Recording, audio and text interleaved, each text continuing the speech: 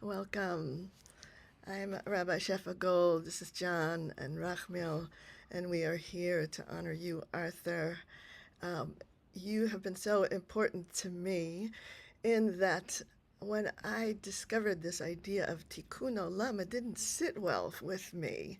It felt like there was something negative in it. It felt like we're going to go fix the world, we're going to repair what is broken. It felt not very loving to me. And then you did something amazing, Arthur. You took these words from the Aleinu prayer, the Taken Olam b'malchut Shaddai, and you translated it in a way that just opened up a whole world for me, a whole different way of being in the world. That you said, healing the world through the majesty of nurture. And for me, that opened my heart. It made me feel like I could come to this world as a servant of the One with all of my love and become a healer of what I love rather than a fixer of what I didn't like. So we want to chant this for you to open up this space and to honor you and to open up the same door that opened for me, the door of love that connects me to our loving healing abilities to be able to heal the world through the majesty of nurture. Litakein olam b'malchut Shaddai.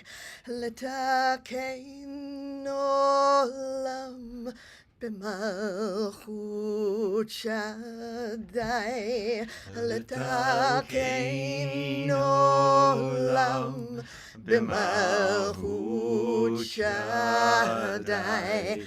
Litakein olam b'malchut Shaddai. Litakein healing the world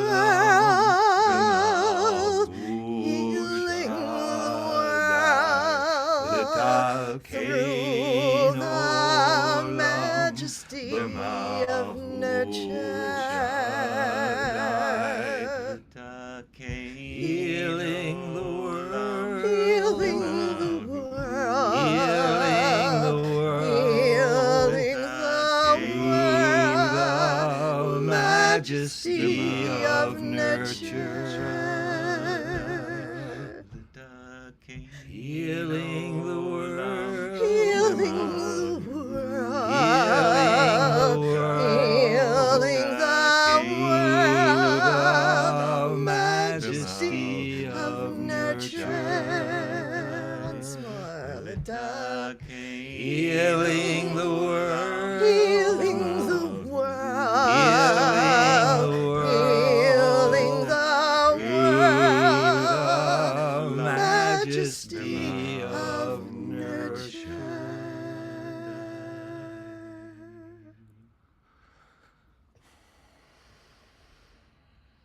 Thank you, and Miss Shekhinah. So may all of the doors of love open so that the great power of love can move through us to heal the world. And I love you so much. Amen.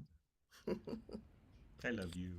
Amen. Amen. Thank you so much to Shefa and friends for kicking us off in such a beautiful, powerful, nurturing way. We are so grateful to you for beginning this evening with your sweet and deep music. I want to welcome each of you who are here tonight, any of you who may be watching the recording at some time in the future. This night, the launch of the Reb Arthur Waskow Legacy Fund is many years in the making, 92 or 42 or 3 or different ways that you might slice it. And I'm thrilled to be here. I'm thrilled that we are here together. Thank you for being here. Arthur knows this, but I've been reading The Bush is Burning, Arthur's first book that he wrote after the Freedom Seder, the Freedom Seder in '69. This is the first book that he wrote after that, published in 1971. It is written in the midst, the very early stages of Arthur's radical Jewish awakening. And Arthur, your prophecy in that book is so clear and so present and so prescient. Over the last few years, Arthur, I've gotten to know you and receive and absorb your wisdom and your Torah directly by Zoom. And when we've been together in person, collaborating, and that has been immensely special. And there's something incredible about reading The Bush is Burning, reading your writing from 1971, where there's a kind of fervor, a beginner's mind, a grand sense of possibility that you hold very tenderly and also very radically at the root in that book. You, it seems to me, are channeling the kind of sensitivity already in those pages that you've demonstrated throughout your life.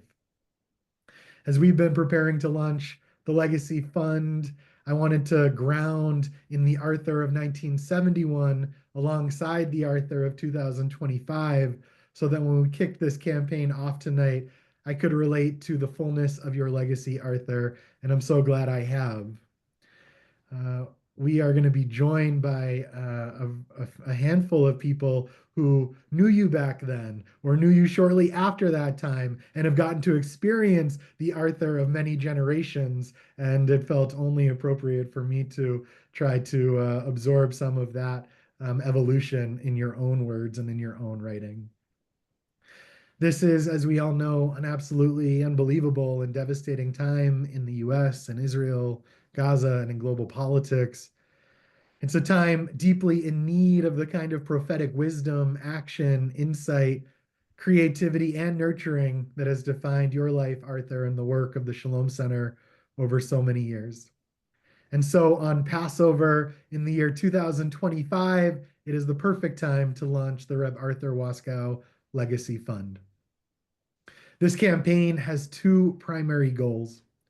First, we want to ensure that, Arthur, you can receive abundant blessings from all of us, those of us who love you and care about you, who have been enriched by your Torah, impacted by your teachings, while you're able to fully receive and enjoy those blessings, those notes of love. And I'll share more about how we're going to do that later. And the second primary goal of this legacy fund is to help secure the financial state of the Shalom Center so we can continue to nourish the kind of prophetic movement of sacred justice that, Arthur, you have spent your life cultivating through the ongoing thriving of the Shalom Center.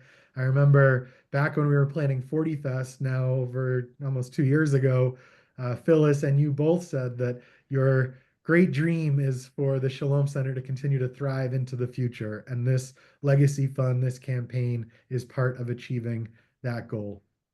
To that end, we are aiming to raise an ambitious $500,000 over the course of this calendar year. And we hope that each of you on this call, anyone who's watching the recording, and so many more will join us to be a part of reaching that goal.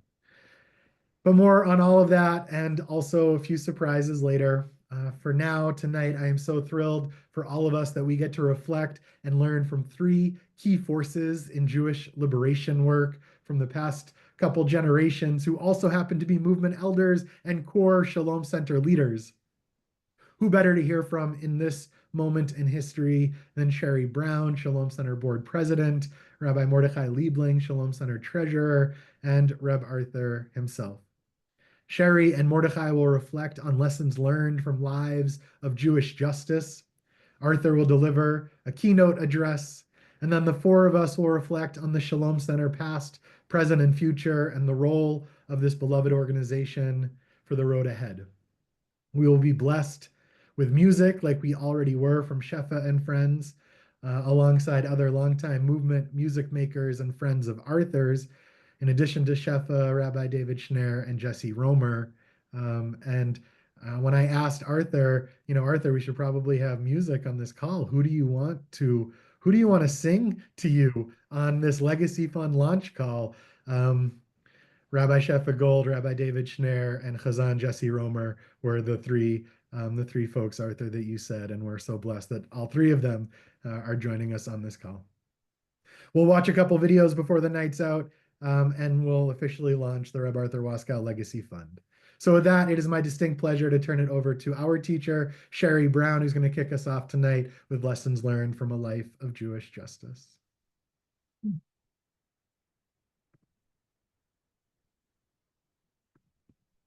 And Cherie, unmute for us. Sorry, I thought I was muted. Thank you, Nate. It is such a joy to be here with you, Arthur, in particular, who I've known for close to 50 years, and Mordechai Liebling, who I've known for more than 50 years. And I have been asked to share pivotal moments in my own Jewish liberation journey with lessons learned. And then after Mordechai and I speak and hear from Arthur, the 3 of us will come together to link our individual Jewish liberation journeys with the important work of the Shalom Center. 1968, I was at the Peace and Freedom Party Convention in Ann Arbor, Michigan, when the very first Zionism is Racism resolution was passed. A few of us walked out in protest and said we needed to find ourselves as left-wing Jews and build a new Jewish movement. I went back to LA and helped to launch the Jewish radical community of Los Angeles. It was the same time Reb Arthur was launching the Freedom Seder. From separate parts of the country, we were seeking to build a liberation conscious Jewish movement at a time of major identity-based liberation work.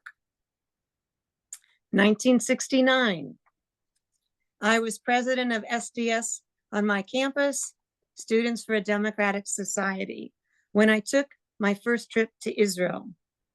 It was just 2 years after the Six-Day War. The joy of winning a military victory was palpable in Israel. I went to the Kotel, the Wailing Wall, to pray. I saw dozens of Israeli soldiers on rooftops. I heard the bells announcing time for Muslim prayer. I had this incredible premonition, that moment, that winning the 67 war and the brand new occupation would be the downfall of my people. I came back to the US. I couldn't talk to my Hillel rabbi, who I loved very much. I couldn't talk to the progressive rabbi, where I taught 7th graders. I could only talk to Lou Smith, a Black leader in Watts, at a place called Operation Bootstrap, where I had attended white-Black dialogues as a high school student. Lou was terrified about the growing violence in the Black Power movement. So he understood my fears. We cried together for our peoples.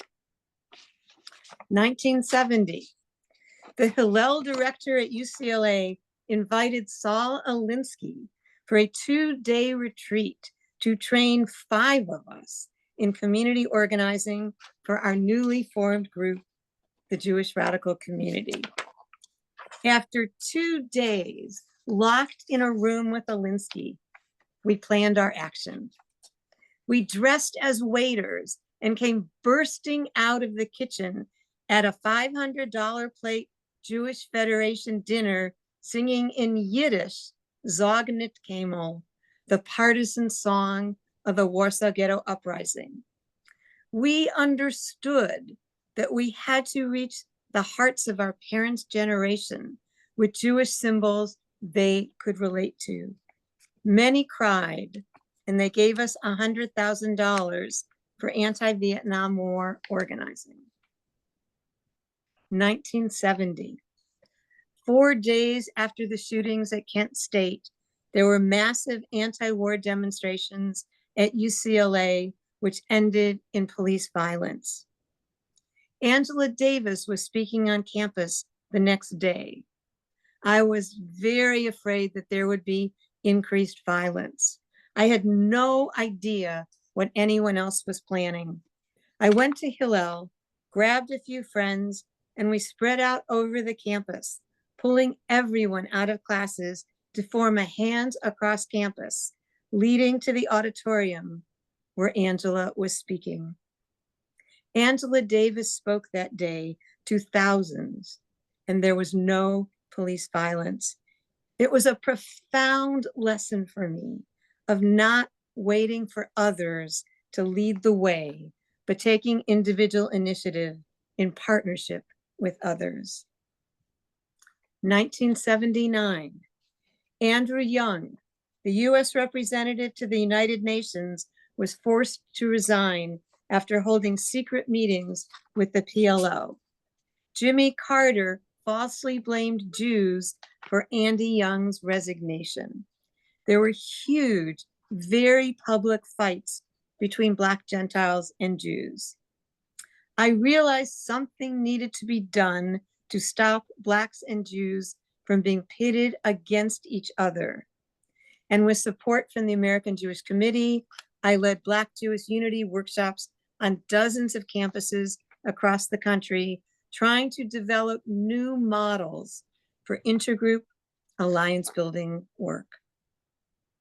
1980, the week before the founding conference of New Jewish Agenda, I got several phone calls from Jewish activist friends saying the conference wouldn't be progressive enough, so they were forming the left-wing caucus. What? The conference hasn't even started yet. It was then that I understood a key aspect of work was needed on Jewish internalized oppression, because some Jews have been so used to being outsiders that even when there is an actual chance for unity and allies, they recreated their all too familiar isolation. 1991, Cherie Brown, Arthur Waskow, Mordechai Liebling Longtime friends and allies joined forces to place a full-page ad in the New York Times calling on the Jewish community to break the silence about the occupation. 2001, the UN Conference on Racism in Durban, South Africa. Durban was an amazing place to be, with thousands of anti-racism activists from around the world. Durban was also a very painful place to be a Jew. People were wearing buttons saying Hitler didn't do enough of his job. At the closing ceremonies, the head of the NGO conference, Mary Robinson, who was the former president of Ireland, was hissed and booed by thousands of anti-racism activists. Why? Because earlier in the week, she was shown these horrible anti-Semitic buttons, and Mary said, if these buttons are being passed around Durban, then I'm a Jew. I left Durban having to face that the unaware anti-Semitism in the left was strong, and it would continue to send the mainstream Jewish world towards the Christian right unless we took seriously the need to build a progressive understanding of anti-Semitism within all liberation movements. 2008. For 50 years, I've counseled Jews on internalized anti-Semitism. There are hundreds of stories I could share. I will share one. I was working with a Jewish woman who was so upset with herself because she was constantly yelling at her 5-year-old when he dawdled and took forever to put on his shoes when it was time to leave the house. She kept saying, I don't know why I get so furious with him. He's just a 5-year-old little boy. I encouraged the mother to shout out, put on your boots. It's time to go. After about the 4th repetition, the words popped out of her mouth. Put on your boots now. If the Nazis come to the door and make you trek through the snow, these boots could save your life. She was as surprised as the rest of us. She had been totally unaware that underneath the simple request to her son to put on his shoes was a tremendous amount of historic terror. Through my work, I have come to understand the critical need for Jews to heal from historic Jewish trauma. 2015, I was meeting so many younger Jewish activists who were leading anti-racism work, but didn't have a strong consciousness of themselves as Jews. So I partnered with Dov Kent and Helen Bennett, and together we led a series of weekend workshops for Jews in their 20s and 30s to support a younger generation who could bring an understanding of anti-Semitism and internalized anti-Semitism to their liberation work. These understandings have been taken into the work of many organizations, including the leadership of If Not Now, when it first formed. This takes me to the present moment, 57 years later. Since October 7th, I've led a weekly leadership clinic for Jews from around the world. As I've listened to stories of heartbreaking challenges, as I faced with so many, the devastation of the never-ending war in Gaza, and then as I watched the rising divisiveness on campuses, I thought once again, there's a need for something new that could bring an awareness of the intersection of anti-Semitism and racism. So I've just launched a new campus program, Stepping into the Divide, using coalition building skills to strengthen and build partnerships, focusing on anti-Semitism, racism, Islamophobia, and anti-Arab racism. It is my fervent hope that this new program will be a powerful antidote to the president's horrible new executive order that is weaponizing anti-Semitism, misusing Jews as an excuse to deport pro-Palestinian activists. From my stories, I leave you with 4 key learnings. 1, reaching people where they are by touching their hearts is a key part of organizing. 2, understanding and working through the impact of internalized oppression needs to be a key part of Jewish liberation work. 3, healing from historic Jewish trauma enables Jews to take on the challenges of the present with greater clarity. And lastly, refusing to be pitted against other liberation movements is a vital part of Jewish liberation work. It has been a joy and an honor to be partnered with Arthur and Mordechai for all of these years in the work of the Shalom Center. And after Mordechai and Arthur speak, I look forward to examining together how our individual Jewish journeys have come together in forming the leadership of the Shalom Center. With that, I will introduce a dear friend and another board member of the Shalom Center, Rabbi Mordechai Liebling. Thank you, Cherie. After 50 years, I still learn from you, which is cool. Thank you. That was great. So what I remembered as Cherie was talking was that the first time I ever heard of Arthur was probably reading the Freedom Seder in Ramparts magazine in probably 1969 or so. But in 1970, there was an amazing event. I had just graduated the spring before from Cornell, where I was an SDS, the same way Cherie was an SDS. And there at Cornell, the Catholic chaplain had been Dan Berrigan, Father Berrigan, who was a noted activist, and the FBI was looking for him for his act of civil disobedience. And for Passover in 1970, the Bread and Puppet Theater, which was which still exists, which is has huge puppets, guerrilla theater, very, very political.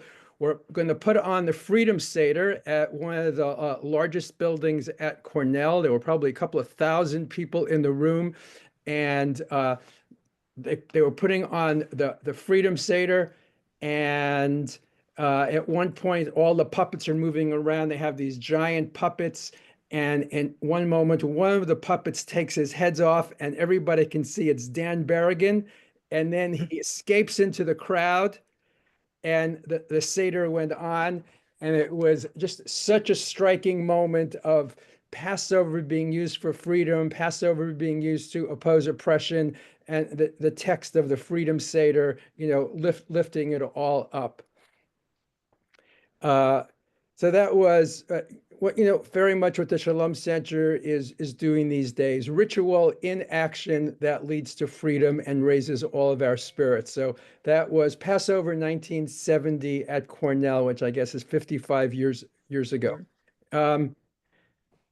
In the mid 1970s, I was had my first job as a community organizer. I was the only Jewish person, the only white man in the 10-person collective. I had recently met Cherie and had begun co-counseling with her. I had recently also joined the First Children of Survivors Consciousness Raising Group and decided to drop my English name, known in those days as my slave name, drop my English name and take on my Hebrew name, which is Mordechai.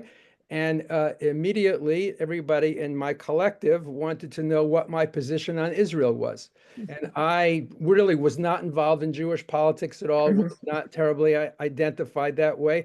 So I learned an important lesson. If you're going to be a publicly identified Jew in a progressive world, you better be clear on your Israel politics. It was 50 years ago, and it's true today. So with some friends, we formed a sort of a Jewish socialist study group on Zionism, and we spent the year studying. And in 1978, I had organized my first demonstration against Israel when it invaded Lebanon. So have been my Jewish identity and my understanding of Israel have gone hand in hand, as has the work that I learned from Cherie about the importance of dealing with internalized Jewish oppression and anti-Semitism.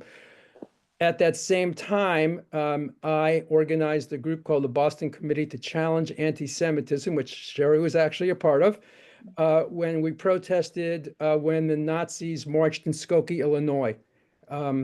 And we went on to do solidarity work around other issues, and we became one of the 5 groups around the country, together with Farbrengen, that Arthur was a part of, to form New Jewish Agenda. And Cherie, you don't know this, I don't think, but I was the chair of the Left Caucus at New Jewish Agenda. No, I don't. I was the chair. And then when the first board agenda was formed, they kept me off the board because I was too far to the left. That later changed. But yes, there was a reason for the Left Caucus. In any case,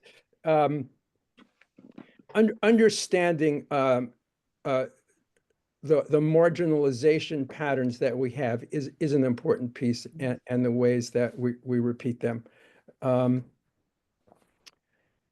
When in 1980, when we started a New Jewish Agenda, I started rabbinical school, and my first year of rabbinical school was all about organizing agenda. I did much more of that than study in school.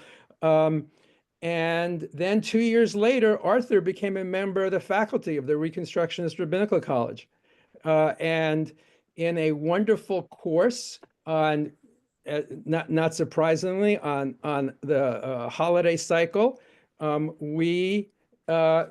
several of us created a Passover Seder that became the Children of Abraham Haggadah, that was published by New Jewish Agenda, and it was the first Haggadah that ever told the story side by side of the Palestinians and Jewish Israelis.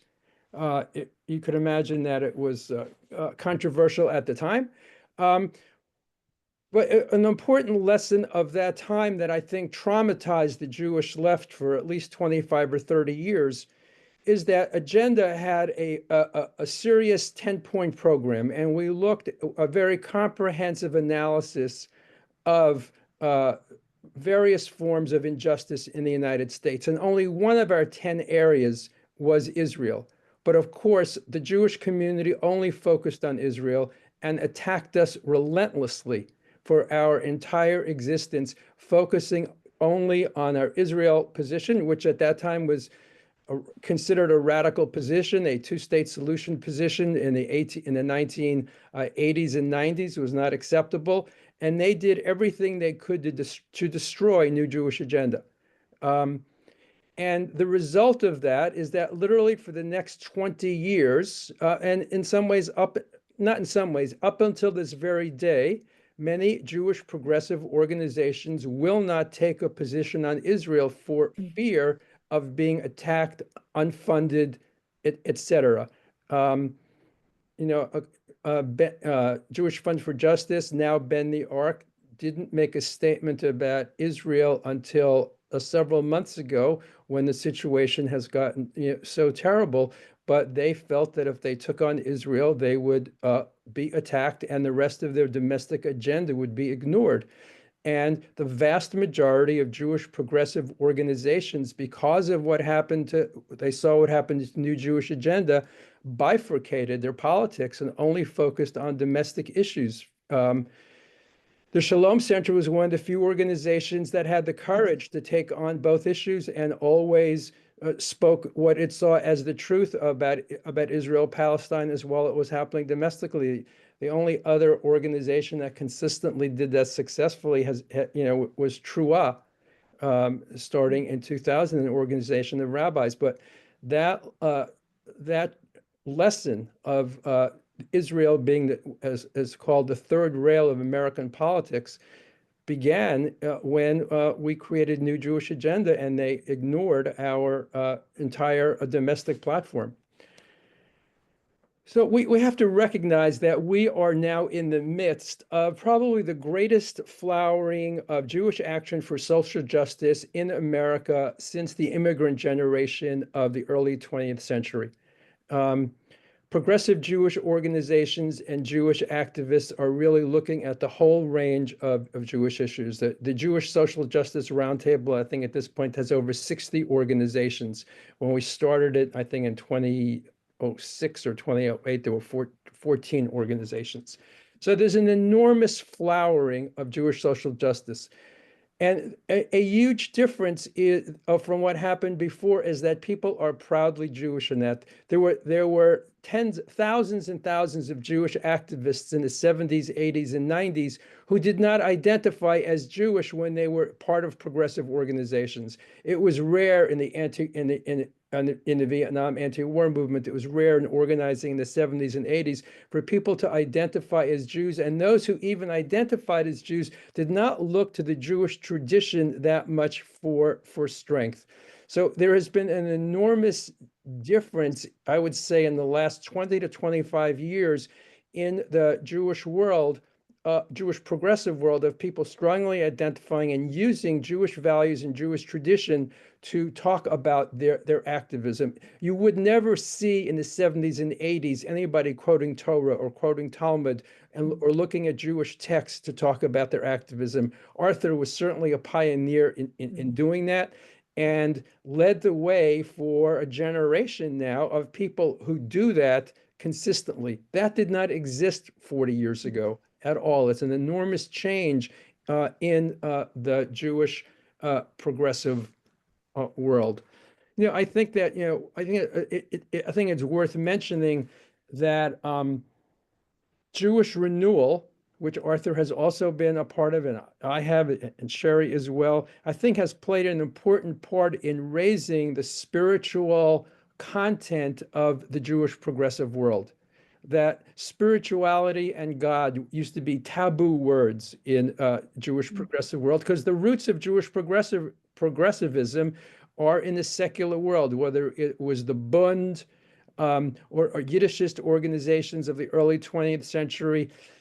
God and Judaism as a religion were treif in that world. And this is an enormous growth in the Jewish progressive world, to see our tradition as the basis for our activism, to see the tradition as a way that can uplift our spirits in the midst of our activism. And as Shefa began us, with, that Jewish renewal has also helped us bring love into our activism. The kind of work that I see, Gen Z folks and millennials doing, particularly something like Kohenet, couldn't have existed 35 years ago. And that is so different, to be able to have our whole selves, our spiritual selves, our emotional selves, and our political selves to be able to be together. It's hard to imagine, but that really didn't exist 30 and 40 years ago in the Jewish progressive world. So there has been a sea change in that happening. So we have gone from, individual Jews deeply involved in the activism of the last third of the 20th century, to Jews who now participate more and identify as Jews, and publicly and are proud of it, and see the tradition as a source of strength. In 2010, I founded the Social Justice Organizing Program at the Reconstructionist Rabbinical College to train the next generation of rabbi activists. And I spent the first 6 months doing one-on-ones with people in the field, saying, asking, what do people need to know? What do these rabbis need to know? And they said they absolutely need to know the tradition and how the tradition supports their Judaism, but they also need to learn how to be organizers. We can't just have prophets. We need to have organizers to support the prophets in order to get anything done. And Arthur understood that. I think in the early 2000s, he created something called Juicy, where he gathered Jewish activists, young Jewish activists, and had a series of retreats where he infused Jewish organizing with spirit and prophecy to really cement the two together. That we have to be able to bring the organizing and the Jewish values together. And, we see that today in organizations like If Not Now, or Jewish Voice for Peace, or Rabbis for Ceasefire. We see that bringing together of Jewish values, spirituality, and political principles. And I think, Arthur really was the pioneer in bringing that together and showing us the way that we can and must bring all of those pieces together. The last thing I want to touch on is what Cherie touched on as well, which is the anti-Semitism of the moment, and the importance of us understanding the function of anti-Semitism, which is to divide people. You can't understand things unless you understand what their function is. And the function of anti-Semitism has always been division and to take people's eye off of a real power analysis of society. Anti-Semitism in the 19th century was called the socialism of fools because it distracted people from where the power really lie. So we as Jews have to have a deeper understanding of anti-Semitism in order for us to educate other people about it. The anti-Semitism on the right is far, far more dangerous than anti-Semitism on the left, but anti-Semitism on the left does exist because people on the left grew up in a Christian hegemonic society and had no choice but to learn anti-Semitism in the same way that white folks had no choice but to learn racism in a racist society. So there's work and education that needs to happen on the left about anti-Semitism that we have to be in the leadership of. In fact, I'm going to Washington, D.C. tomorrow to meet with a whole bunch of faith-based progressive organizations to talk about the role of anti-Semitism. So there's work that people are open to hearing that needs to be done. But the anti-Semitism on the right is where the real danger lies now, as we have a government that has empowered white Christian nationalists. Project 2025 is a blueprint for white Christian nationalism. We have people in the highest positions of government who are identified as white Christian nationalists, and that is a threat that the progressive world needs to understand. And Jews have to be able to look at that without Jews have to look at that with clear eyes and understand and explain to folks what the dangers are, and that the only way forward right now is solidarity. Jews have always thrived. Most Jews in Judaism thrive in democracies and suffer under authoritarianism. And the best way to achieve democracy is solidarity with other groups. And I'm so glad to hear of Cherie's new initiative, because it is only through solidarity that we will be able to really expand and protect democracy in this country. Thank you. Oh, man. Thank you to Mordechai.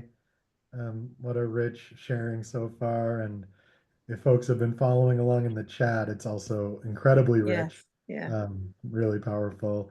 Rabbi David Shneyer, are you ready with your guitar for a little musical interlude before your friend Rabbi Arthur Waskow give some remarks? Sure. I hope the sound comes. There you go. Yeah, it's good. Can you hear me all right? Yeah, it's good. Okay. Well, it's a great honor, privilege to be here. I first met Arthur, well, it was in the late 60s. I became aware of Arthur from also Ramparts magazine in 1969, and I believe it was the April issue, where Arthur was the centerfold, and he was wearing a beret. Looked like a Jewish Che Guevara, it's like that kind of, I said, whoa. And the article that Mordechai mentioned earlier kind of blew me away. We had just started at Rutgers, where I was still a student, a Jewish Religious Fellowship for Action. So seeing this article just kind of, I said, wow. And I became a little more familiar with what was going on in DC with Jews for Urban Justice. And it was one of the reasons I came to Washington was because Arthur was there, and Mike Tabor and Jews for Urban Justice were there doing the kind of work I thought was necessary at that time too. So here, Arthur asked me when we, in 1970, in December of 1970, it was just before Hanukkah, there was the Leningrad trials going on in the former Soviet Union. You might recall, any of you recall the Leningrad 9? I'm not going to go into the details, but they were in danger, and there were protests all over the world, and we decided to hold this is Jews for Urban Justice, that is, a demonstration at the former Soviet embassy on 16th Street. And we went there the first night of Hanukkah, about maybe 20, 25 of us. And we made a, protest, whatever. We smashed our Hanukkah candles against the fence. The guard came running after us. He says, "Who's your leader? Who's your leader?" And Arthur turns around and says, "God. God is our leader." And then we remember that, Arthur? And then we ran off, into the dark. But then we came back, we got together. So, well, what did we achieve? There was no press there, no news, no nothing. What kind of organizers, what kind of activists are we?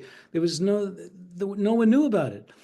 So we decided to spend the next 7 days getting organized. We went back the last night of Hanukkah, and there were about 200 of us that last night of Hanukkah, and they were ready for us. The press was there, paddy wagons were there, the police, of course. They gave us some warning to leave, but we were too slow and some of us were too slow in leaving. They arrested 12 men and 1 woman, kind of symbolic, I guess, representative of something. And the 12 guys got into one paddy wagon, and the 1 woman got into another paddy wagon. And we spent most of the night in jail. Most of those who were arrested were attorneys. So it was kind of hard finding an attorney to get us out. Remember that, Arthur? Yeah. Anyway, Arthur had asked me to, maybe write a song, put us together a song that we could sing, for this protest. So this is the song that I put together, and let's see if I can get this right.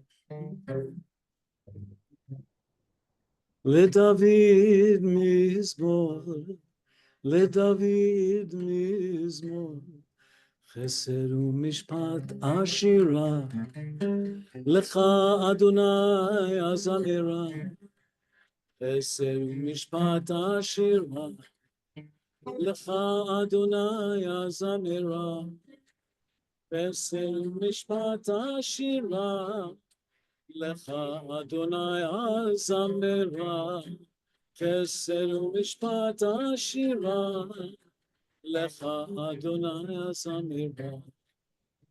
LeDavid mizmor, and feel free to sing along.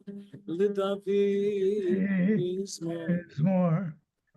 Said mishpat. How about in English? Of love and justice. I will sing.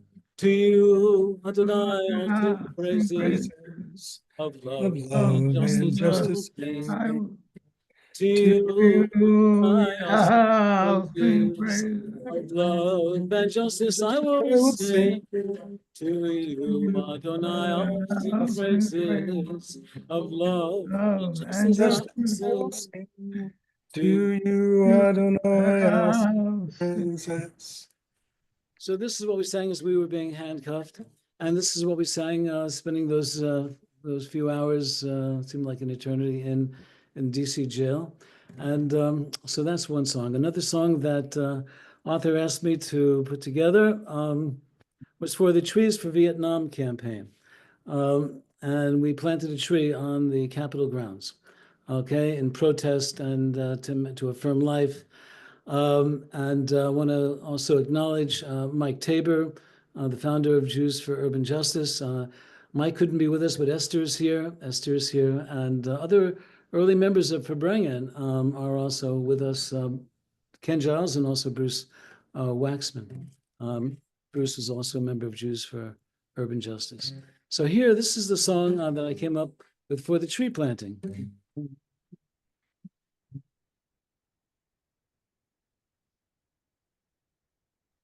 Eitz Chaim hi lama chazikim ba. Eitz Chaim hi lama chazikim ba. Eitz Chaim hi lesham. Eitz Chaim hi shalom. You can join along like it's lama chazikim ba. She's a tree of life. It's lama. Those who grasp hold on to it. It's shalom. It's shalom.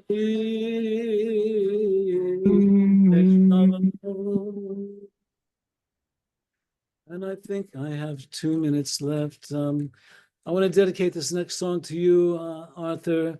You one of the main reasons I came to the Washington, D.C. area. And I've always felt inspired by you, and I want to thank you. And so this is dedicated to you, the song, Or Zarua Latzadik, Ul Yishrei Lev Simcha. Light is sown for the just, joy for the upright in heart.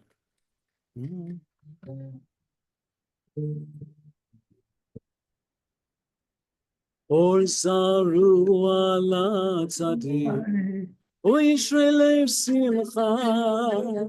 Or Zarua Latzadik, Yishrei Lev Simcha. Or Zarua Latzadik, Yishrei Lev Simcha. Or Zarua Latzadik, Yishrei Lev Simcha. Simchu tzadikim b'Adonai. Simchu tzadikim b'Adonai. Behodu, behodu. Behodu l'zecher pacho. Behodu l'zecher pacho. Behodu l'zecher pacho.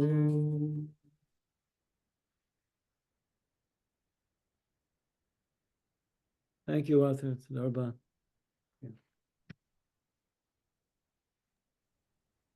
Amen, amen. We will pass it over to Reb Arthur himself. My hearable, audible? Yes. Yeah. Yes, okay. So the first thing I want to say is thank you for so much that I learned just sitting here listening, learned from the two of you, and from Nate's introductions. For me, the wisest words I remember ever spoken or not spoken on a sign about the past, or a big sign with big letters on the U.S. National Archives building in Washington. And the sign says, what is past is prologue. I was told this afternoon by one of my grandchildren that comes from Shakespeare. And I was given, I don't know by whom, a kind of street English translation of what is past, his prologue, as you ain't seen nothing yet.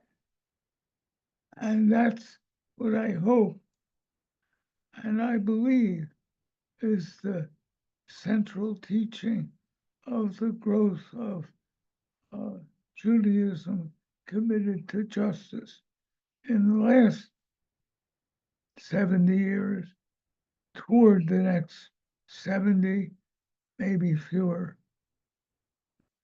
I've been doing two things with two different time schedules in mind. One time schedule is about 30 years from now. The other one's about 70 years from now. The second one is called Torah 2101, the beginning of the 22nd century. And what I've done is try to write a Torah that I think would encompass the very best of what we've learned, not only in this last 40, 50, 60, 70 years, but what we've learned over all the generations. I even included in what we need to learn something that some people think ought to be banned from the Torah. It's a description of how the God wrestlers, Yisrael, God wrestler, that means the Hebrew of Israel means first a person, then a community, the B'nai or B'nai Yisrael, and then a modern state claiming to be the bearer of the God wrestle. But the famous story of Jacob and Israel, the same person, who was changed by a night wrestling with God alone in the cave by himself, alone except for God.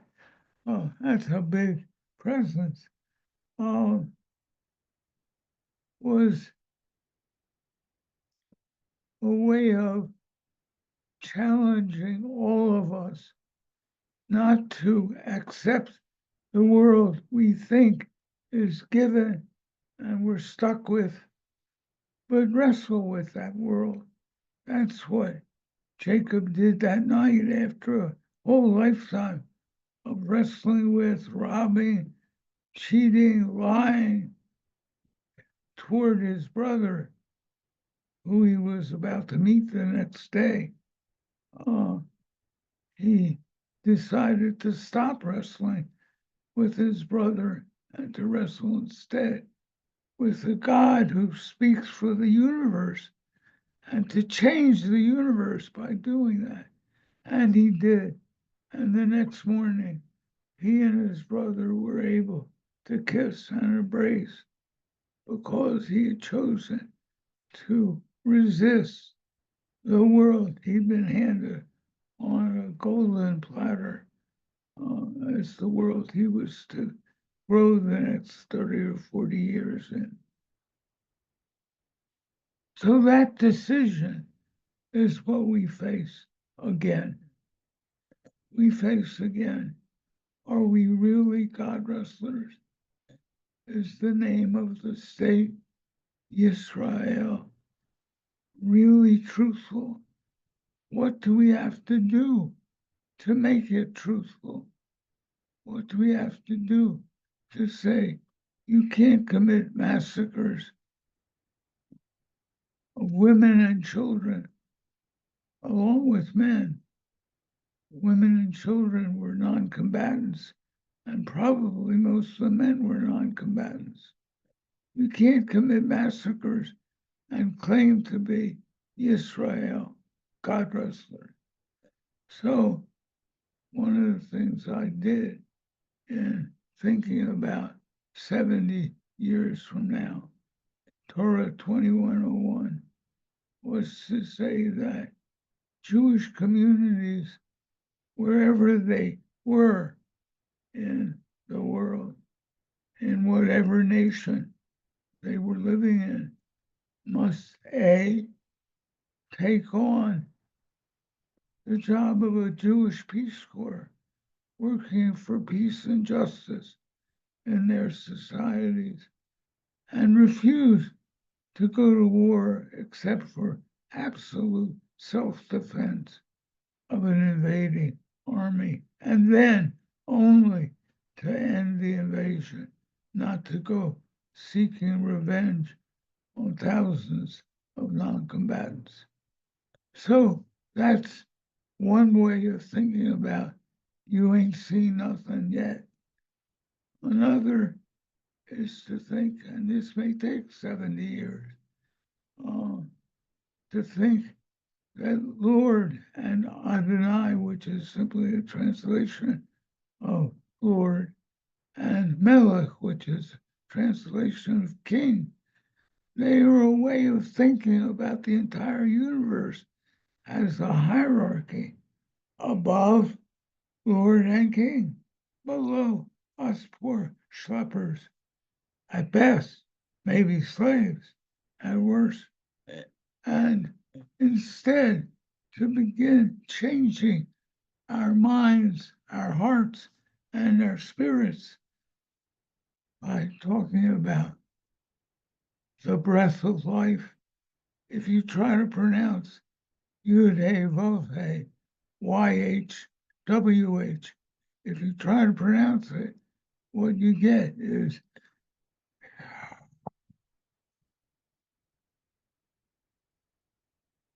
breath, just breath. But just breath is hardly just. It's everything. Breath is what keeps all of life alive on planet Earth. So can we learn to change our deepest way of thinking about the world to be ecological, not hierarchical, not some above others, but those of us who are different from each other, or human beings and not human beings who are different from each other? Can we see each other as part of an ecological plan? Joining the passage, chapter 1, verse 26 of Genesis, really early in the story.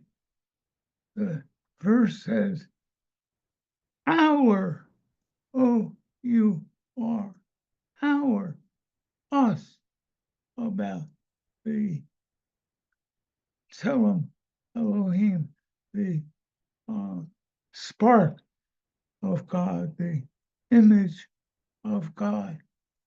And one of the rabbis, somebody asked, what does that mean? That human beings, and maybe more people than that, David Seidenberg's proof that Kabbalah talks about the whole universe as being sparks of God, and that everybody in it, every body in it of life, or a running stream, or a powerful mountain, is an aspect of God, carries an image, a spark of God. And how can we say our and us at the same time as we say echad, one, one, one? Well, in ecology, you not only can say that, you have to say that, because Ecology is the science of how many different beings move together to connect with each other and make up an ecological community. And that's the way we have to start seeing our world and celebrate our world. So I hope that that's the 70-year perspective. In the 30-year perspective, the teachings of Shalom and others about what comes next, like a 30-year perspective, means that we need to see ourselves as growing into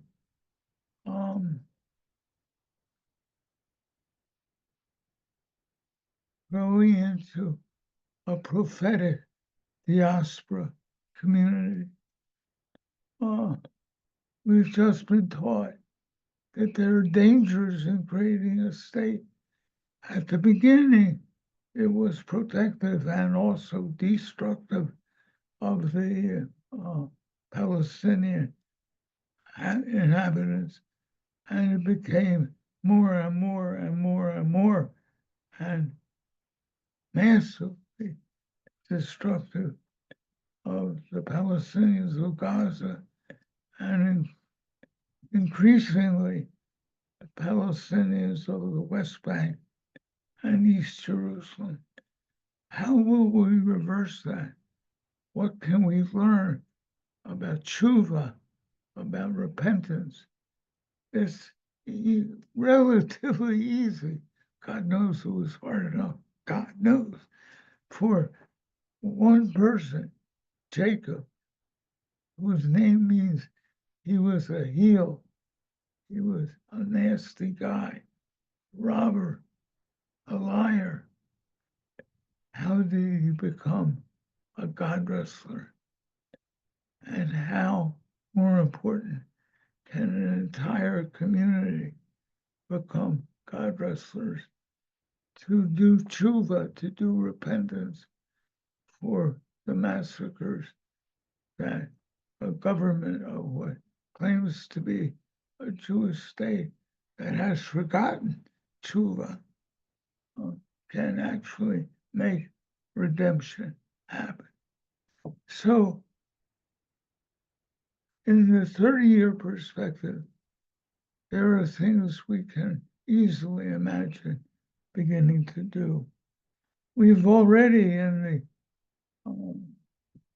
Shalom Center, begun to elevate festivals into what we're calling active fests, activist festivals, where a festival acts to change the world, not only to celebrate or mourn the past, but to change the world for betterness now.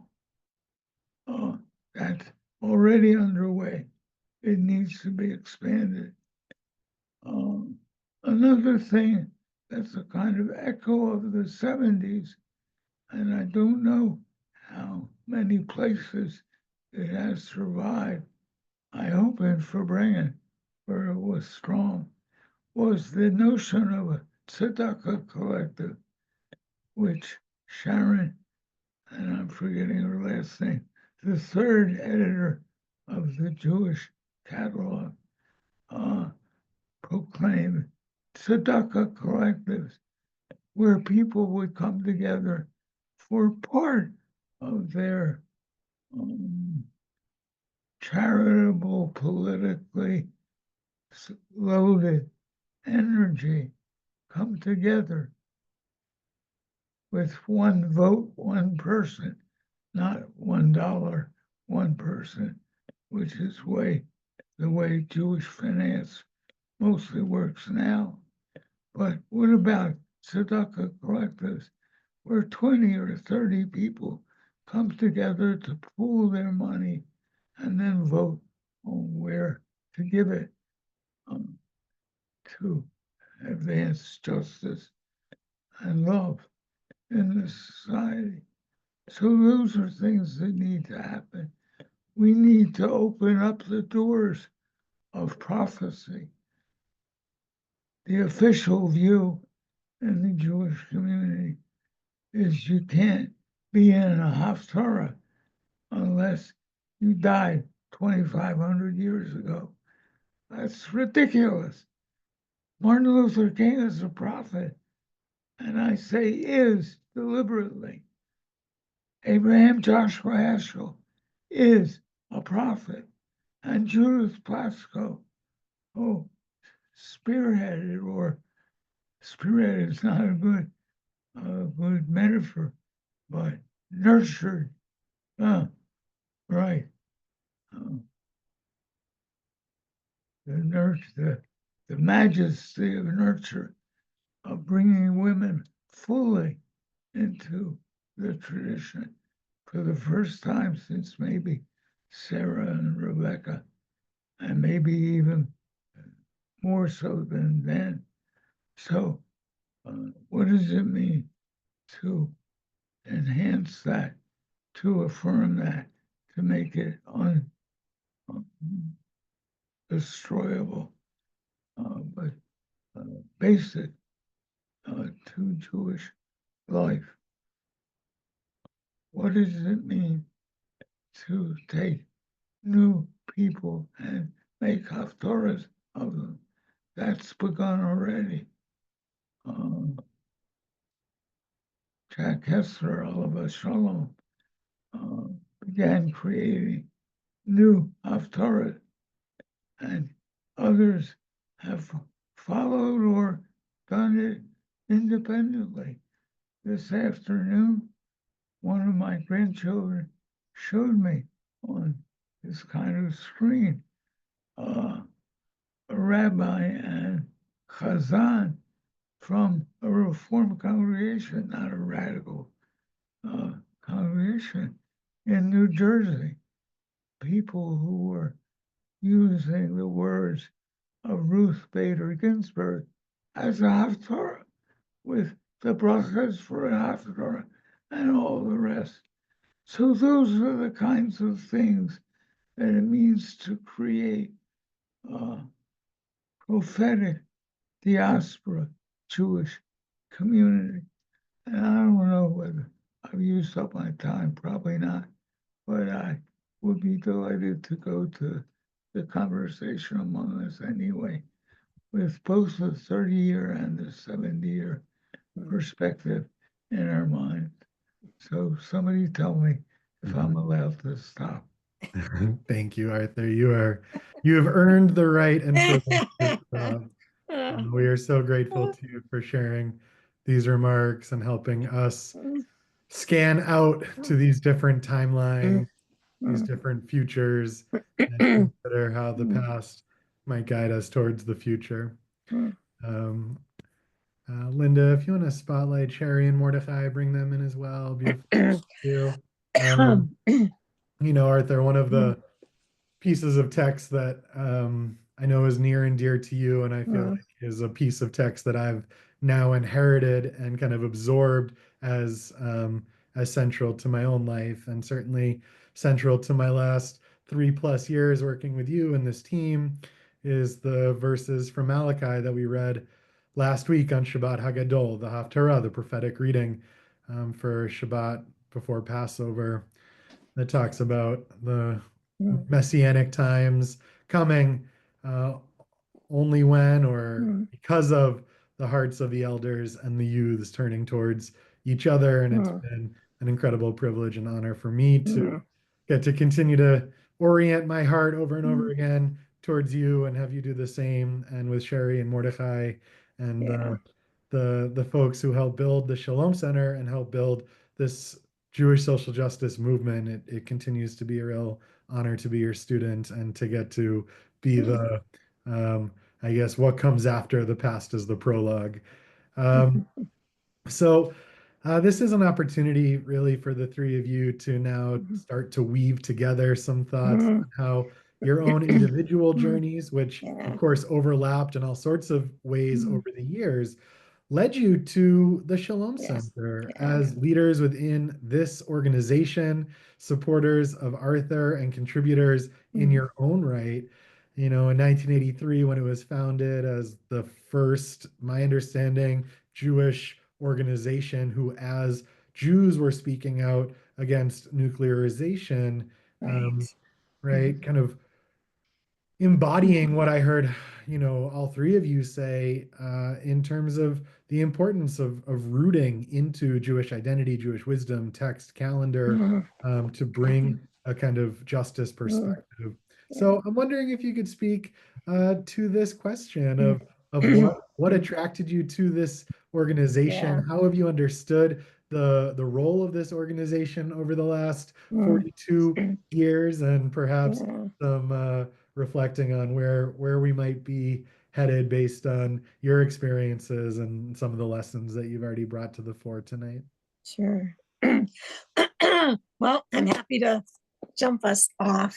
You know, and Arthur, it means so much to be here with you in this moment. And I know, I mean, obviously I could have put my energy in a lot of places. And there was very key reasons that I decided to make the Shalom Center a key place that I would add my heart and spirit and, you know, partner with the vision that you have. I mean, when you started earlier and talked about Jacob and the vision of God wrestling, I mean, that one idea that it's like so much of the progressive Jewish world incorporated the visions that you had from Torah into activism. That was no place else. That was no place else. And the other thing I want to say, because I don't feel like it's been strong enough tonight, is the commitment of the Shalom Center to climate work. And, you know, I often think Jews who've been at the forefront of every liberation movement initially were not at the forefront of climate. They were not the leaders. I have my own understandings of why internalized genocide, and you can't link yourself to the earth. But you and the Shalom Center made that primary.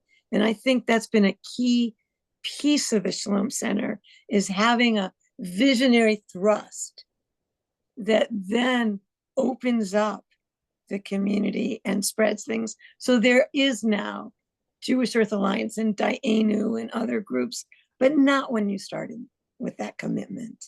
And so you have been the forefront pioneer, and that's why I'm here with you. Well, I will in some ways echo what Cherie said. I mentioned that in 1983, I was in Arthur's class and we wrote the Children of Abraham Haggadah. But before that, my late wife and I, Devorah Bartnoff, wrote the very first Jewish environmental Tu B'Shvat Seder in that class.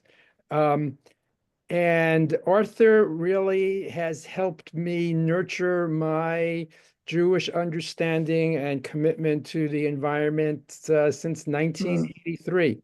And when I did my overview of the Jewish progressive world, the major lacuna in the Jewish progressive world was the environment. You know, thankfully, 5 years ago, Dayenu began, but before that, there really wasn't anything. Nothing. You know, Arthur and I tried working with a number of the Jewish environmental organizations in the early 2000s, but they were so beholden to the mainstream Jewish community that they couldn't even come out against fracking. So there was a void that, to me, the ecological destruction is the greatest challenge that we are facing, and that our tradition actually has some wonderful things to say about it. We are a deeply agricultural tradition. We are a tradition that was founded by indigenous people who had a close connection to the land. And there's a lot of wisdom there. And Arthur was certainly among the very first to raise that. and to raise that in a political context. The other, Zichrono Livracha, the other person who did that was Ellen Bernstein, who did it in a wonderful and powerful way also, but her focus wasn't the political arena as much. And the Shalom Center really was a beacon.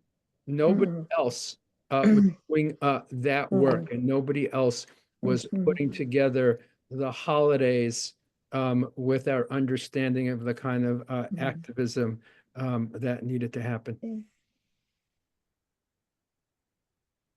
One of the reasons that we, the Shalom Center, did that was that we went back to Torah.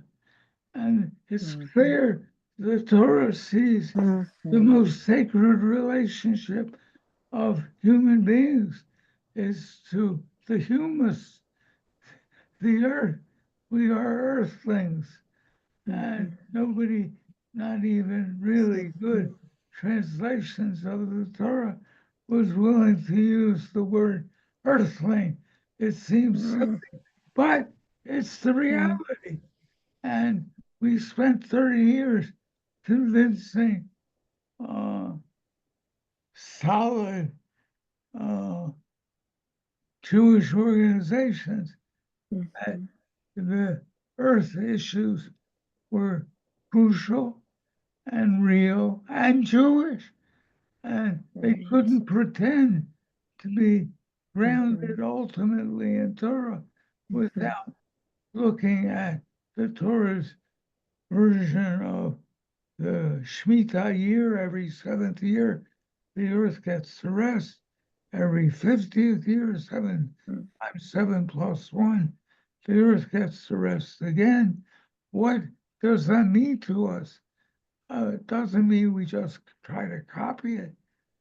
What does it mean in a highly scientific, post-industrial, computerized, maybe artificial AI, what's the I for?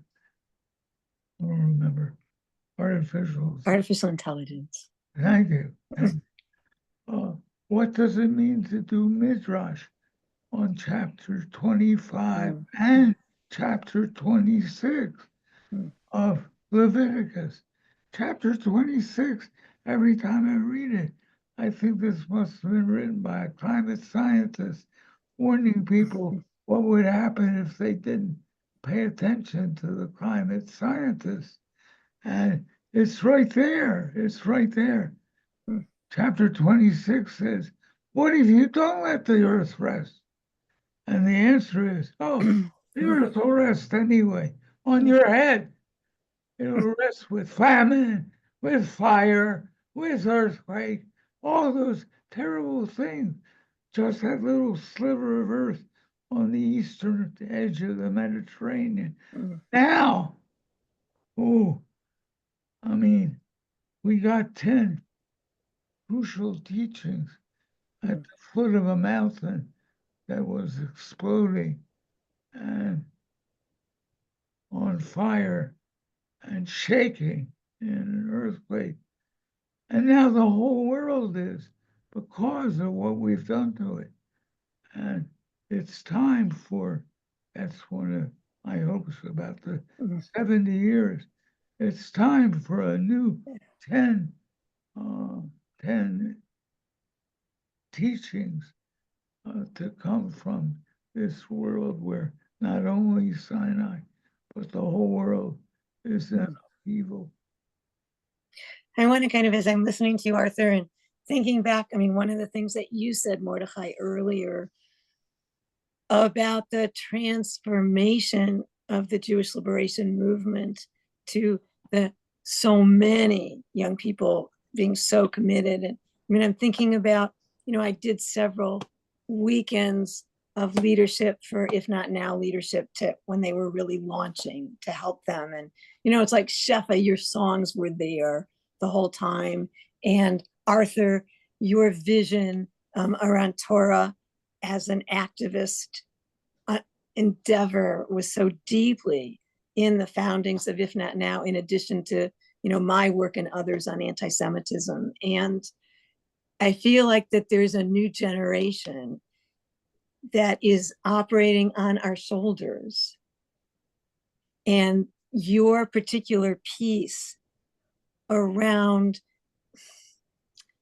I think it's claiming a depth of pride in being a Jew through our tradition that was not there. And you have certainly played in the Shalom Center a major, major contribution towards that I think is going to be a strong foundation for where we now need to move. I agree with everything that Cherie said, and would add that you help Judaism be seen as a radical critique of current society.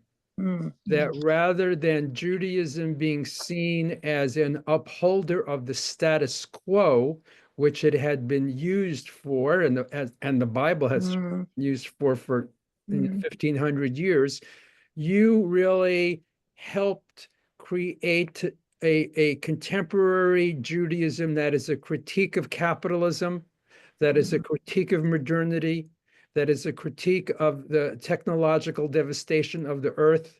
So Judaism as radical critique of our current society, which so many sort of young Jews see now, so much of that comes from what you have done and taught.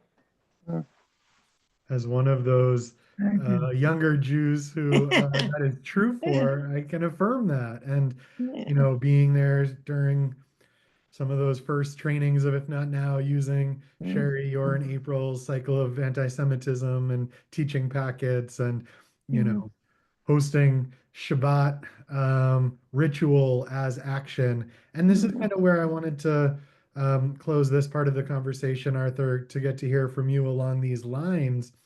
To me, one of the most radical things that you've contributed and that the Shalom Center has modeled is an activism that isn't always contained by standard methodologies, right? That hosting a Seder in the church, in the basement of a black church, that beating willow branches on the banks of a river, that infusing song, that rewriting liturgy. This is not only the fist waving or the petition signing.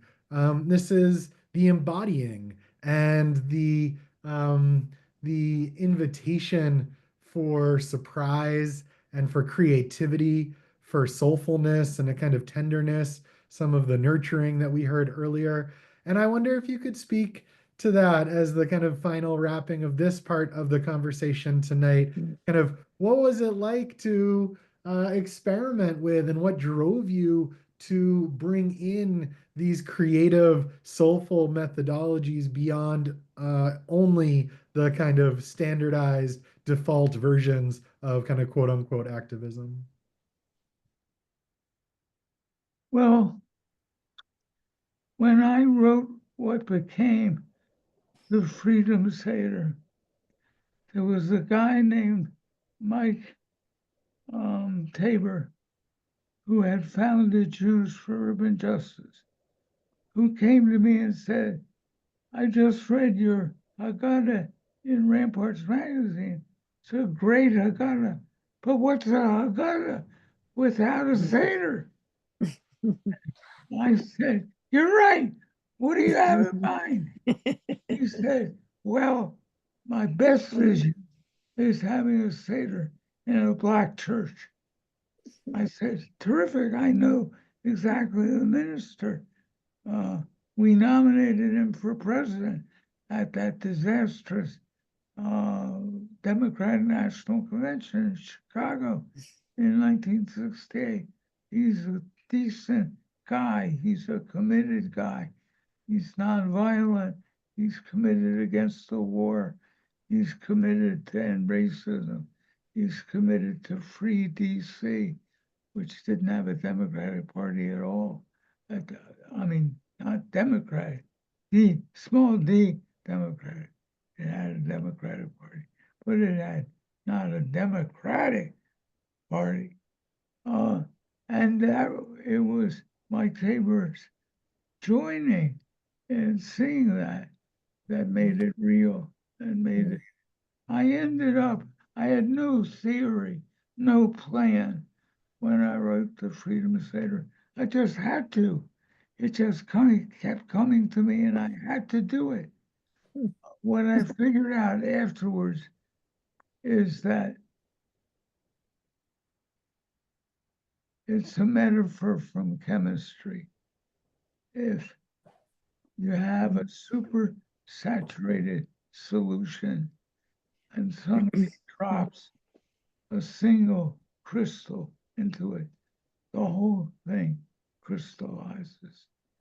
And I was lucky enough to be the guy who dropped the crystal of the Freedom Seder into a Jewish community who, the young, but not only the young, were hungry and thirsty for it.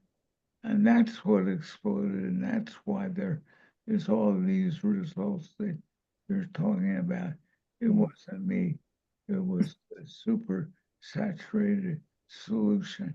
And that's, I think, maybe a chemist's translation of God, the super saturated solution. So that's what I kept on doing afterward. Nate, can I say something really quick Of as course. board president? Of course. That for years, this board would sit with Arthur and think, what's going to happen, if Arthur's not with us? How are we going to keep the Shalom Center going? And we would all kind of, oh my gosh, and how are we going to do it? And I don't know. And then when Nate came, and Arthur, it takes a great person to be able to have such a lifetime vision and organization that is so deeply yours, and have the wisdom to be able to want someone who will carry it to the next steps. And as someone who's worked with you and Nate a lot to strengthen this partnership and move it forward, I'm just very moved and proud of you, because it's not an easy thing. And you've done a magnificent job of having Nate, and just for everyone here to know that the Shalom Center is in such good hands, because you had enough of a vision that you wanted this to carry on. And it's been a beautiful process of transitioning, and you continuing to be the elder of the organization and passing the torch to Nate. And so, I just wanted people to know, because I think it's very important for where we are. Well said, Cherie. Yeah. Thank you. Fantastic. I'm so grateful to each of you, not just for tonight, but including tonight, but for these years of contributions to the world in which I've gotten to grow up in and find my path in, and certainly within the context of the Shalom Center. We'll take this as an opportunity to transition this evening towards the kind of final arc of our call tonight. As you all know, the Shalom Center is launching right now. We have launched the Legacy Fund, the Reb Arthur Waskow Legacy Fund. We are aiming to raise $500,000 to nourish the prophetic movement of sacred justice that Arthur has spent his life cultivating. At a time when we need it most, this fund will ensure that Reb Arthur's legacy lives on for generations to come. With that $500,000, the Shalom Center aims to do a number of really meaningful, important, timely projects. We are in the midst of producing a film with Tikkun Olam Productions, tentative title, Waskow, the People's Prophet, a biopic film about Reb Arthur's life and legacy, which I'm thrilled to be able to share a sneak preview of the teaser, the trailer here in just a moment. We are very excited to be archiving and republishing and making accessible Reb Arthur's writings and thought leadership, so that we have them organized. We can access them by holiday or by Torah portion, and we make sure that the wisdom of these generations are able to continue to move the generations to come. As Arthur referenced earlier, we are ready and excited to scale ActiFest, these activist festivals. If you've been following along, you would have seen that last year we launched the Tent of Mourning and we launched the Great Save-In, two incredible ActiFests that really were prototypes, standing on the shoulders of decades of prototypes in this iteration for ActiFests to come. And we are also seeding a Jewish post-activism, which asks the question, what happens when our response to the crisis is part of the crisis? How do we embrace the discerning of the seed crystal in the supersaturated solution to offer interruptions, interventions, the poetics of surprise into a world that can sometimes feel stilted and gridlocked? How do the creative ritual and art open up new possibilities? We have assembled a cohort of folks from all around the country and the world who are excited to be participating in a year of exploration on this topic and experimenting in expressions of Jewish post-activism and sacred justice.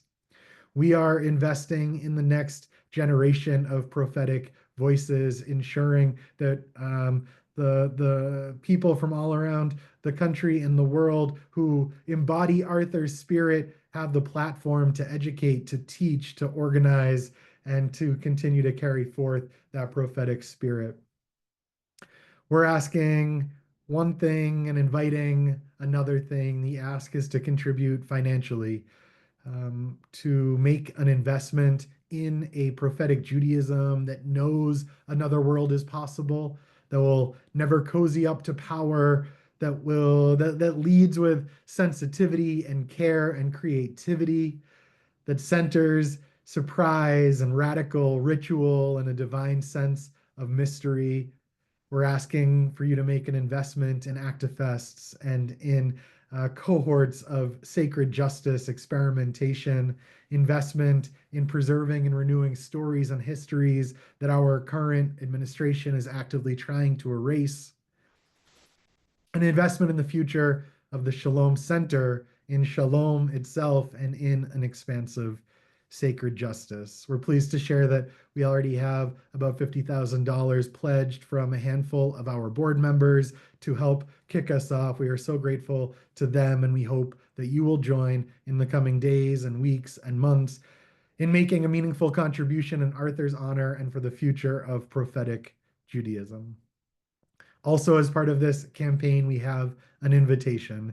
Importantly, you are all invited, warmly, eagerly, enthusiastically invited to express your blessings, your gratitude, your love, your affirmations for Arthur while he is present and awake and woke, as he recently shared with me, that he can really receive the love that you have to share for him. We'll have two primary options, at least at the start of this campaign, to share blessings. One is submitting a written blessing or words of care to Arthur. There'll be a form on our website to do that. We'll collect all of the submissions and compile a blessing book that we will present to Arthur and make public. And additionally, there's an opportunity to record a video of yourself saying hello to Arthur, sending him well wishes. This is an especially sweet chance for him to see your beautiful punim and hear your voice. We will compile all the videos that are submitted into a tribute video, which we will share with Arthur and also make public. If you have any photos or videos or other digital mementos or things that you could scan, like the Haggadah that was referenced earlier, anything related to Arthur, to the Shalom Center, to his life work that you would like him and us to have and to archive, you'll also be able to share those things directly with us. Without further ado, I do want to play the world premiere of the teaser of the new biopic film on Arthur's life and legacy. We will do that here right now. We'll do that right now.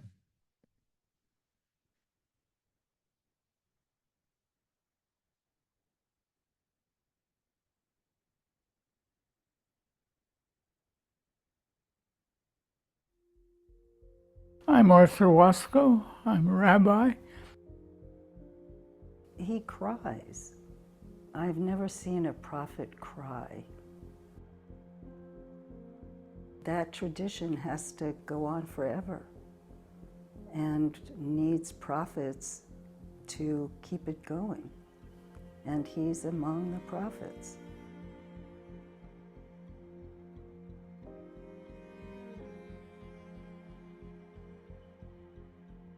My inclination has always been to push the envelope, carrying the notion of a prophetic Judaism to the Jewish people and beyond the Jewish people.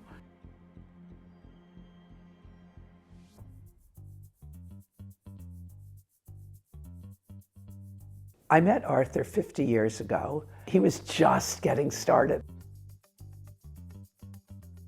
He understood the significance of the Jewish holiday cycle. A reimagining of how American Jews celebrate and observe holidays. He planted lots of seeds. Many of them bore fruit. There were pockets of young Jews like us who wanted to be part of the renewal of Judaism. He has a gift for knowing what to say at the moment. The Freedom Seder, to my total surprise, created something new. I was someone who followed his legacy and knew about him like many thousands, hundreds of thousands of people do, and saw him as a teacher without him knowing me as a student. I've been executive director of the Shalom Center since its founding 41 years ago. We did the work year after year after year, and it did work. We continue to be the kind of prophetic edge of the envelope. And it wasn't only about Jews.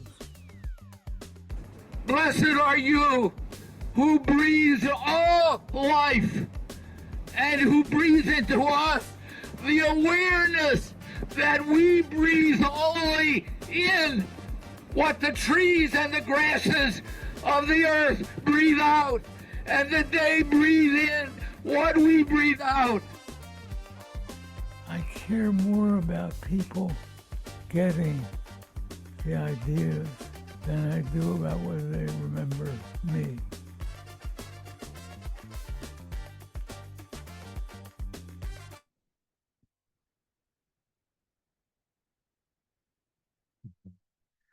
All right, there, we're so thrilled to get to chronicle your life and legacy in this way. Kol hakavod to Tikkun Olam Productions for putting this trailer together, and we're very excited for what the longer length film will turn into in the months to come. We have just a couple final pieces tonight. First, I just want to share some logistical next steps, which are that we will follow up by email with links to everything. So we'll share the recording of this program.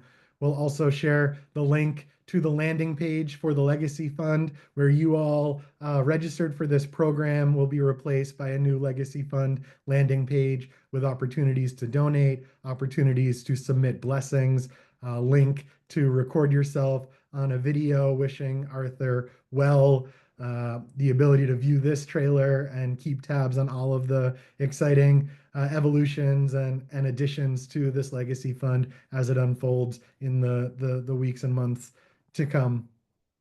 So stay tuned for that. We also ask that you really pass it along to anyone in your life who's been impacted by the prophetic Judaism of Arthur and the Shalom Center. We're asking you to share this link, share your commitment, share your investment and enthusiasm for supporting this work going forward. It really, this organization has sustained itself for over 40 years on grassroots donations, and we are looking to our community to continue to bolster us for the road ahead. The two final things tonight, Since we are in the midst of Passover, we are in the midst of a ritual practice known as counting the Omer. So for anyone who is counting the Omer, we will do that together.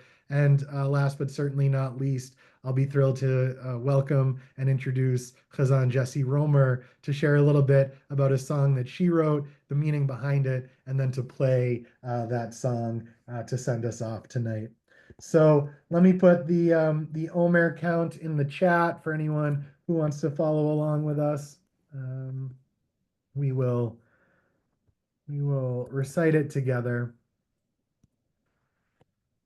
Baruch atah Adonai Eloheinu melech haolam asher kitshanu b'mitzvotav v'tzivanu al sfirat haomer. Blessed are you, the interbreathing of all life, who has sanctified us with your commandments and commanded us to count the Omer. Hayom Arba'a Yamim LaOmer. Today is the 4th day of the Omer. I want to invite up Chazan Jessi Roemer to join the spotlight. Scrolling up, there we go. All right. Add spotlight. Jessi, we're so grateful for you to be here. If you want to unmute, and you have a very special guest too. How incredible. If you want to share a little bit, and then cue me up when you're ready for the video. Okay, so I'll make this brief because I know we're already over time. There we go. Yep, you're good. There we go. I'll make this brief because I know we're already over time. But I'm so honored to be here tonight, especially as part of one of the younger generations that, as Cherie said, has been standing on all of your shoulders. I'm here with a fellow sibling of that generation, Rabbi Toba Spitzer. And I first met Arthur when I was 9 years old, when my family joined a chavurah that his family and Toba's family had just started a year or two before as a spin-off of the DC Minyan Farbrengen, and this chavurah became the Farbrengen Cheder.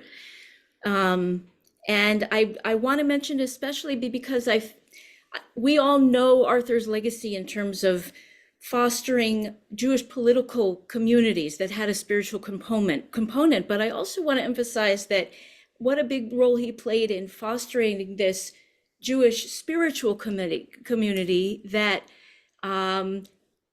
did not shy away from political involvement. And that was the Farbrengen Cheder.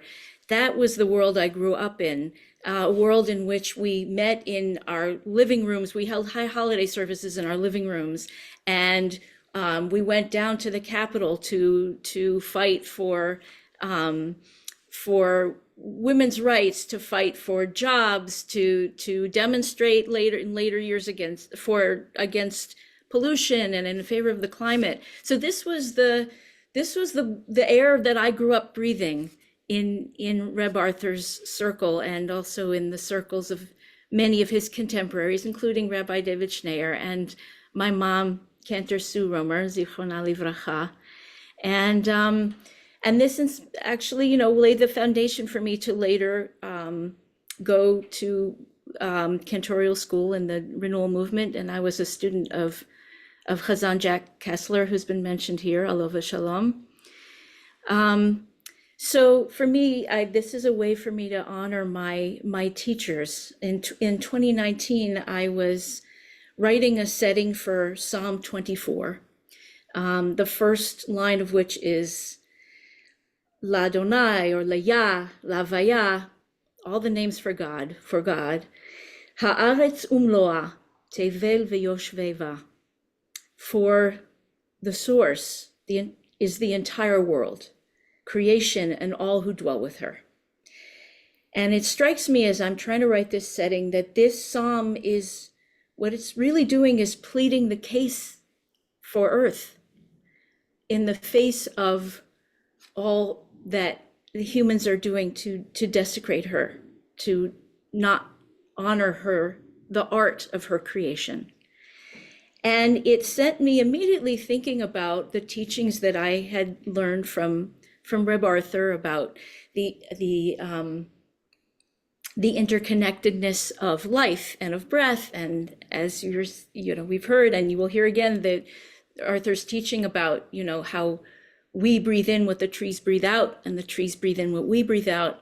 And it was with all of these teaching in mind and this sensibility that I wrote this setting for Psalm 24. And then as I was going to record it, the Shalom Center happened to sound out a couple of videos of Arthur preaching at a climate justice demonstration in 2019. You saw a little bit of a clip of it just now in the biopic trailer, and I thought, what a good idea would be to take the audio from some of the audio from that speech and weave it into the music that I was recording. So that's what you are about to hear. You're about to hear my setting of Psalm 24, interspersed with some of Reb Arthur's prophecy about the earth. And he was giving this speech around the time of Pesach. So he actually starts out, this is very timely, he starts out talking about the matzah, this hasty bread, which reminds us how tenuous all life is.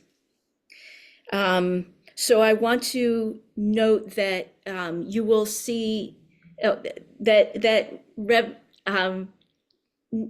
Nate actually in a very short period of time put together essentially a music video for this song, which you're going to see in a minute as you hear the song.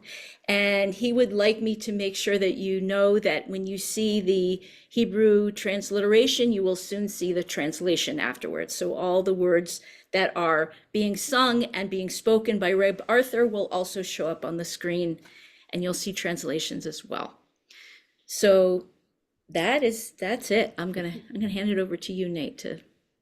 Thank you so much to Chazan Jessi. I'm gonna share this video, and that'll conclude our program for the evening. We'll put some links in the chat. You'll get a follow-up email right after. The Legacy Fund page is now updated and launched and active and live, so you can head over there right after this call ends.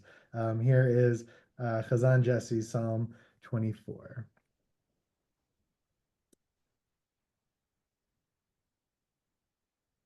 This hasty bread, it symbolizes in our generation the need for urgency, for haste, for moving forward, lest the earth become destroyed.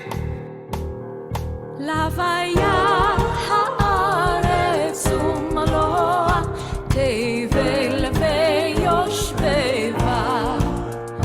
hi al yamim yesadata ve'al neharot techonena. Our earth and all who dwell with her belong to Yah, soil creatures, canyons all.